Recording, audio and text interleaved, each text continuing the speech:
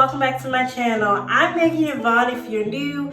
If you are a returning subscriber, a new subscriber, welcome back to the channel. I'm so glad to have all of you here with me today. So today's video is going to be all about romanticizing your life.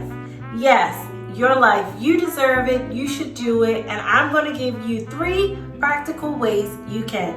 If you're interested in seeing how and why you should romanticize your life, stay tuned for the video.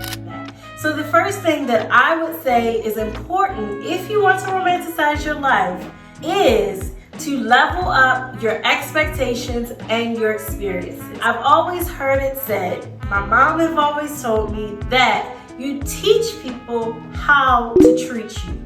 So I know you're thinking, well, what does that have to do with leveling up my life and leveling up my experience? Well, that has everything to do with it. You are the sum of the people, the people that you hang around most, right? Count on your hand 5 people that you talk to frequently, you hang around more often. You are the sum of their different personalities because it's inevitable. You're talking to them, you're hearing their perspectives about different things, you're taking that into account.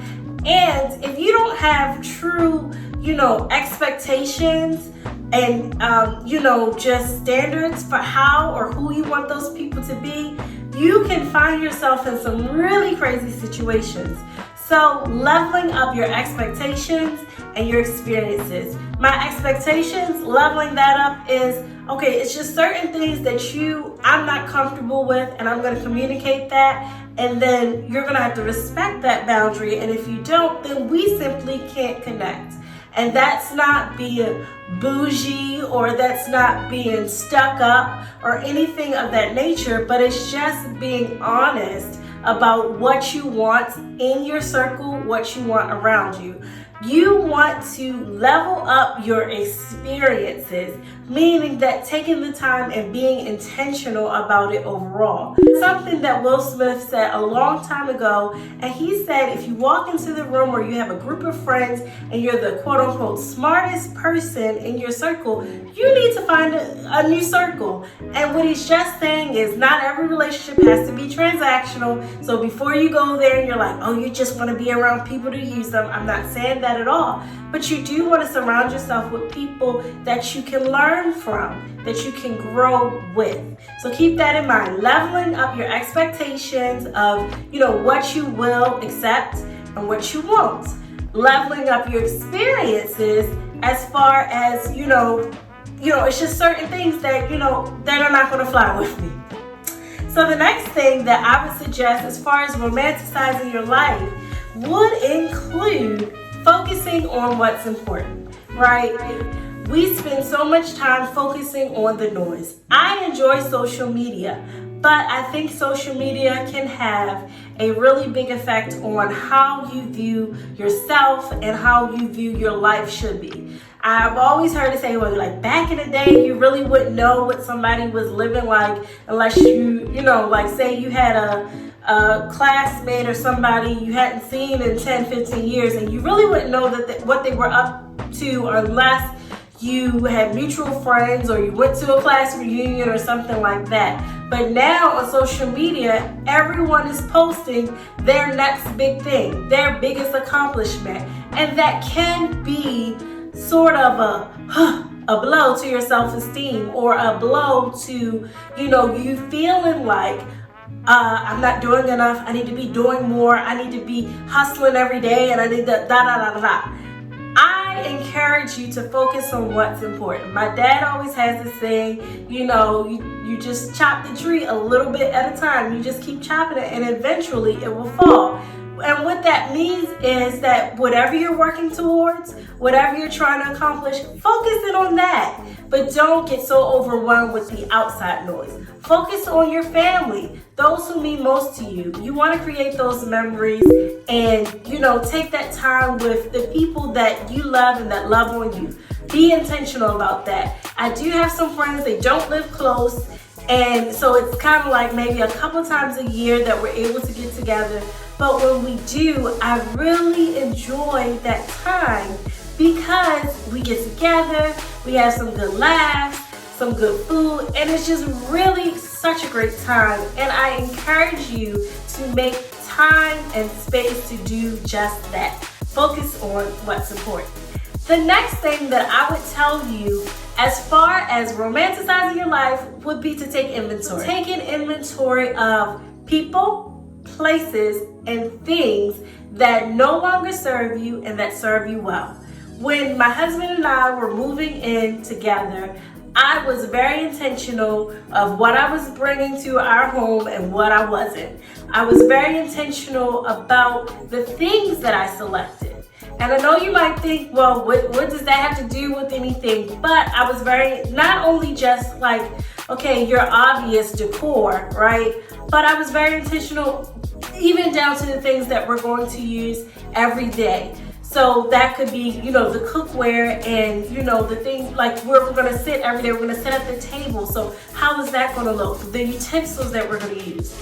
And I wanted to focus on those things because I wanted to create an environment that was warm, that was inviting. And I urge you, I'm telling you, it makes you feel so good when you sit down, or if I walk into my kitchen, or I walk into my bedroom, or I walk into, you know, my living room, and I'm just like, oh, this is just, it's a peaceful place to be. I enjoy it. It has things, it's inviting. And be intentional about that. So take an inventory of things in your space.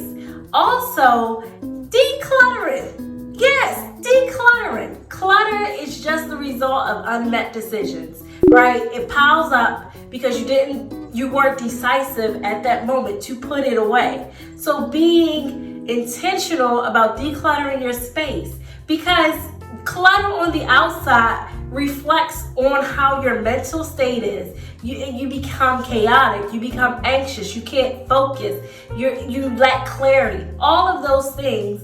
And you want to be intentional about that, okay? I'm going to declutter, I'm going to get rid of things that no longer serve me. Being intentional and taking inventory on people. Now, this is a hard one, especially if you've been friends or you've been acquaintances for a long period of time. But you have to, if you ever want to grow, you have to be intentional about this.